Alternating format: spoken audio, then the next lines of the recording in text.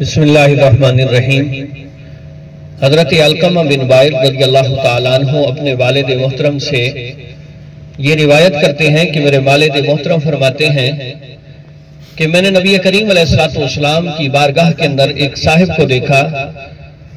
कि जिसने आके सवाल किया कि या रसूल अल्लाह सल्लल्लाहु अलैहि वसल्लम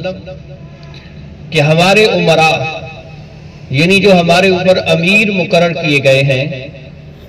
वो हमसे अपना हक लेते हैं और हमारा हक हमें नहीं देते, आप इनके बारे में क्या फरमाते हैं? तो नबी करीम अलैहिस्सलाम ने सुना, फिर उसकी तरफ देख के इरशाद फरमाया कि तुम्हारे ज़िम्मे उनकी इताअत है और इसके बारे में तुमसे पूछा जाएगा, और उनके ज़िम्मे जो तुम्हारा हक है अगर वो नहीं अदा कर रहे तो उनके बारे में कयामत के अंदर उनसे पूछा जाएगा। यानी जिससे जो हक मुकर्रर किया गया है अगर एक साहिब उसको पूरा नहीं कर रहा तो अगरचे ये दुनिया है, इस दुनिया के अंदर तो वो किसी के हक को सलब कर रहा है, लेकिन कयामत के अंदर